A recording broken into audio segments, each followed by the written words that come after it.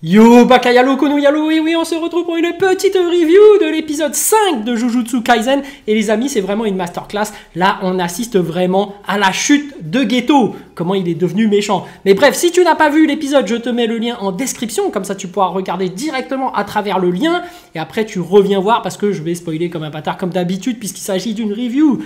Donc évidemment, on va parler de cette fameuse chute de Geto et aussi le contraste qu'il y a entre Gojo et Geto, parce que les deux finalement vont s'affronter dans un affrontement psychologique, hein, c'est pas vraiment un vrai combat, mais ça va être très intéressant les amis. Mais déjà on va revenir par rapport à l'épisode précédent, l'épisode 4, où tu avais vraiment toutes ces personnes qui étaient en train d'applaudir, en train de se foutre de la gueule de Geto et de Gojo, et on se rappelle qu'à ce moment-là, rappelez-vous, c'était Gojo qui était le plus énervé par rapport au comportement des humains normaux. On se rappelle que Gojo, il était prêt à tous les démonter. Il venait d'acquérir une surpuissance, il s'est dit, bon, Geto, est-ce que je les fume tous? Et c'était Geto à ce moment-là qui lui a dit, non, non, ce sont des humains, il faut absolument les protéger. On avait vraiment cette vision de Geto qui était vraiment quelqu'un de... Voilà, qui était vraiment quelqu'un de gentil, finalement, qui aimait bien les humains et qui se disait que malgré toutes les obscénités que faisaient les humains, il était prêt à leur pardonner et à faire l'effort de toujours se sacrifier pour eux. Parce que finalement, c'est un sacrifice qu'il fait pour eux. Parce que là, lors de cet épisode, on voit qu'il est démangé par rapport à cette scène, par rapport à ses applaudissements et même par rapport à son quotidien en réalité. On se rappelle que par rapport au premier épisode, il disait que voilà, lui quand il mangeait des fléaux et qu'il se sacrifiait exprès pour les humains, pour les aider, il était en pleine souffrance parce que c'est une sorte de vomi, il disait c'était dégueulasse en gros de bouffer des fléaux, mais tout ça il le faisait quand même pour acquérir de la puissance et pour aider les fameux humains, parce que l'objectif premier de ces fameux exorcistes, c'est d'aider les humains, en réalité. Mais voilà, on a une bonne mise en scène par rapport à, finalement, Geto qui sombre dans l'obscurité, dans la méchanceté pure, on va dire. On le voit aussi à travers cette mise en scène du temps. Finalement, tu as cette pluie qui apparaît, tu as le ciel qui s'obscurcit. Bref, et pendant ce temps, il y a un contraste par rapport à Gojo. Gojo qui lui brille, qui devient de plus en plus fort, et tu le vois à chaque fois qu'il est là, c'est lumineux, il y a la lumière, tu le vois en train de jongler avec son stylo et qui maîtrise ça à la perfection, qui est un parallélisme par rapport à sa maîtrise de ses pouvoirs. C'est-à-dire qu'il maîtrise tout autant ses capacités, c'est-à-dire tout ce qui est énergie occultiste et tout là, positif, négatif. Tu vois qu'il est même capable d'utiliser son infini en mode passif, qui peut l'activer tout le temps, donc il devient vraiment invincible. Et donc tu as même Geto qui dit, bon bah là Gojo il devient clairement le plus fort, et pourtant les deux viennent d'acquérir la classe S. Et c'est très intéressant parce que tu vois peu à peu les cernes de Geto qui, lui, en opposition à Gojo, sombre dans l'obscurité et commence vraiment à se sentir mal. Et tu sens que par rapport à la scène de l'épisode précédent où il y avait tout le monde qui se foutait de leur gueule, on se rappelait qu'à cette époque-là, donc l'épisode 4, c'était Gojo qui avait le plus mal pris les applaudissements. Il disait même à Geto, attends, moi je suis prêt à tous les fumer, vas-y, je suis prêt à tous me les faire. Et tu avais Geto qui disait, non, non, non. À ce moment-là, c'était Geto qui était vraiment gentil, qui tenait vraiment aux humains et qui voulait vraiment se sacrifier pour eux. Mais bref, là, grosse mise en scène, on assiste vraiment à Geto qui sombre, vraiment. Et on peut constater aussi que sa vision commence à s'éclaircir. Parce que c'est lors de cette discussion avec cette fille de classe S qui va finalement se définir lui-même par rapport à sa vision et avoir ses propres convictions. Il va avoir une vision de qu'est-ce qui se passe vraiment. Et voilà, déjà cette fille, on ne sait pas trop, mais la première question qu'elle pose, c'est intéressant, c'est quel est ton genre de fille? Et on se rappelle que dans la saison 1, il y avait un mec, tu sais, le mec super costaud là, qui était censé être le qui peut claquer des mains et changer de place. On se rappelle que lui, il était déjà super balèze, et on peut se dire, est-ce qu'il y a un lien entre lui et elle? Parce que lui, il était toujours là en train d'attendre la meuf de la série télé là, et qui disait à chaque fois quel est ton style de meuf, et dès qu'il apprend que le héros avait ce style de meuf là, bah, il était voilà. Donc est-ce qu'elle se base sur les mêmes critères, et est-ce qu'il y a un lien de famille par rapport à l'autre? Mais bref, la discussion qu'elle a avec Geto permet à Geto de vraiment avoir sa propre opinion, sa propre vision, parce que lui, dans le quotidien, il subit quotidiennement tout ce qui était des humains, mais il ne savait pas vraiment vers où s'orienter.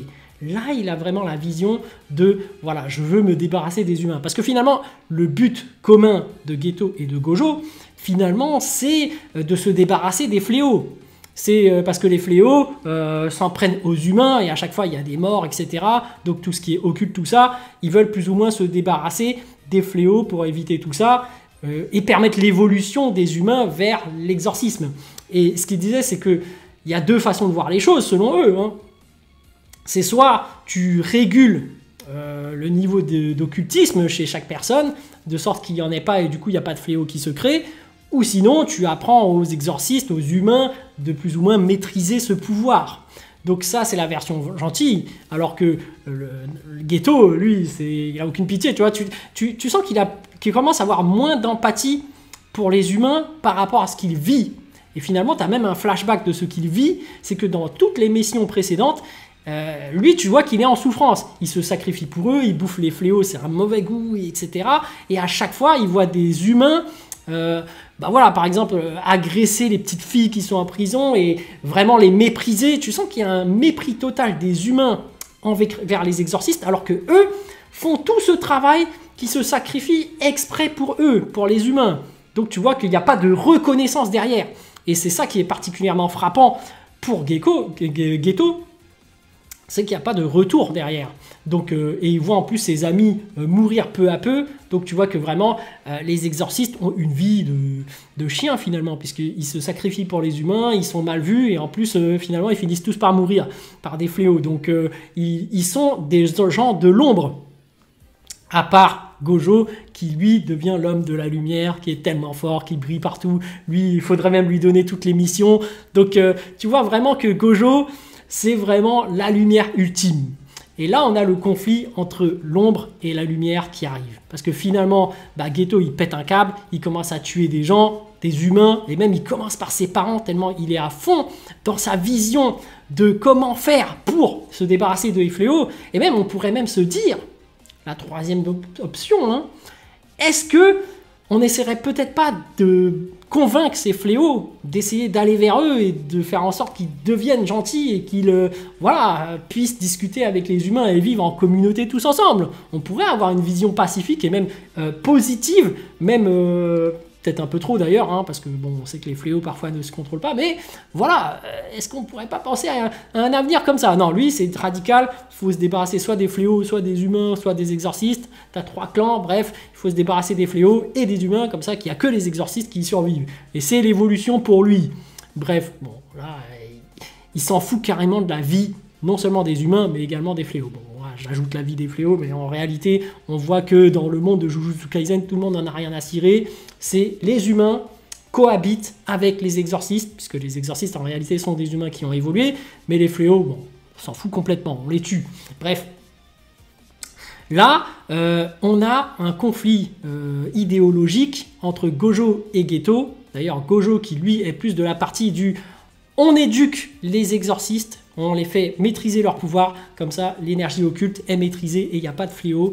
Ça c'est sa vision et ça rappelle un peu celui de X-Men finalement, Charles Xavier et Magneto. Parce que voilà, Magneto lui c'était celui qui veut faire évoluer les mutants et il est prêt à sacrifier les humains pour arriver jusqu'à sa cause. Alors que Charles Xavier lui il a son école, il veut faire en sorte que les mutants maîtrisent leur pouvoir pour éviter qu'il y ait des problèmes et que chaque personne puisse évoluer en tant que mutant, voilà, dans une école où tout va bien, qui finit bien.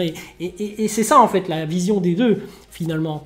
Et c'est pour ça qu'à la fin ils se confrontent et tu sens que Gojo, il va pas l'attaquer malgré sa puissance et tu sens que d'un point de vue des convictions de valeur, c'est vraiment Geto qui domine à ce niveau et c'est pour ça qu'il arrive finalement à battre Gojo d'un point de vue psychologique. Parce que effectivement, et en plus il y a cette phrase qui est très intéressante qu'on va décrypter, c'est est-ce que Gojo est Gojo parce qu'il est puissant ou est-ce qu'il est puissant et c'est pour ça qu'il est Gojo? Ça veut dire quoi? En réalité, c'est le fameux déterminisme par rapport à la méritocratie. Je m'explique. Quand tu es Gojo parce que tu es puissant, ça veut dire que... Non, on va plutôt prendre l'inverse. Si tu es puissant et que tu deviens Gojo, Bon, je sais plus dans quel ordre. Enfin bref, il y en a un, le déterminisme, c'est que tu as tout. Lorsque tu es né, tu as toute cette puissance que tu es né, et du coup tout est défini, tout est déjà prédéfini, donc il n'y a plus rien que tu peux changer. Et l'autre, c'est la méritocratie, c'est est-ce que, même si tu n'es pas puissant de base, c'est parce que tu deviens puissant que tu deviens quelqu'un, que tu deviens un nom, que tu obtiens un nom. Et c'est ça en fait. Est-ce que tu deviens fort parce que tu es Gojo, ou est-ce que tu es Gojo parce que, voilà, tu as compris l'idée? Il y en a un, c'est par rapport à les efforts que tu dois faire pour avoir ton nom, ou est-ce que l'autre, tu as déjà un nom et du coup, tu n'as rien à faire, tu es déjà quelqu'un, et du coup, c'est pour ça que tu es fort. Et là, ce que veut dire Geto, c'est que moi, je ne suis pas quelqu'un, mais je vais devenir quelqu'un, et c'est pour ça que j'aurai un nom. Et c'est pour ça que toi, Gojo, toi, c'est l'inverse en fait. C'est ça qu'il lui a dit. Toi, c'est parce que tu es Gojo que tu es fort. Moi, c'est parce que je vais être fort et c'est pour ça que je vais avoir un nom.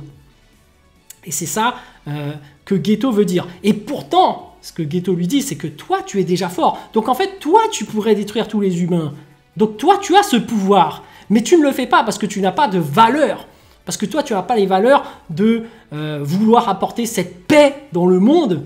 Donc tu n'oses pas détruire tous ces humains. Moi, j'ai cette foi. Moi, je veux vraiment apporter la paix. Donc moi, je m'oriente vers cette voie de la méritocratie. Alors que toi, tu subis, tu es dans le déterminisme. C'est ça qu'a voulu dire Geto. Donc ça, c'est très intéressant parce que voilà, tu as vraiment les deux écoles. Mais derrière, évidemment, c'est très compliqué de faire ce qu'il fait, hein. Évidemment, parce que lui, il méprise complètement les humains. Donc pour lui, les humains méritent de mourir. Donc lui, il voit vraiment, il a vraiment une vision de, voilà, il n'a pas d'empathie. Il se dit, les humains peuvent mourir, on s'en fout, on va les tuer, machin. Donc lui, c'est vraiment un méchant, en fait. Parce que la signification, c'est qu'il ne ressent même pas d'empathie envers les gens. Donc Gojo, face à la foi, face aux valeurs, face aux convictions de Geto, bah, il va finalement le laisser s'échapper, et également parce que c'est son ami. Et finalement, les deux ont plus ou moins un but commun, comme je le disais, bah, c'est de faire en sorte que les fléaux meurent et que les humains et que les exorcistes cohabitent plus ou moins ensemble. Même s'il y en a un qui s'en fout des humains, mais au final, lui, il cherche quand même à faire évoluer tout le monde vers l'exorcisme. Mais bref, voilà, c'était très intéressant d'avoir ce conflit, ce yin et le yang entre Geto et Gojo. Et finalement, bah, Gojo, lui, continue à vouloir entraîner les gens pour qu'ils puissent réussir à maîtriser leur pouvoir. Et finalement, il va vers Megumi parce que, voilà, le père est mort et du coup, il a abandonné le fils. Et du coup, c'est pour ça qu'on a...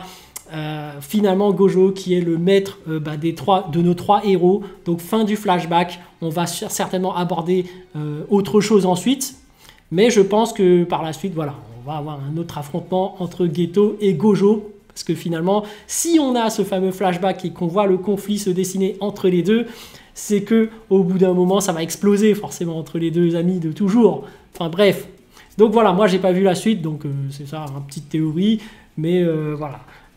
Sur ce, donc, je vous dis à plus dans le bus, ou plutôt à plus tard dans le car, ou plutôt à bientôt dans le bateau.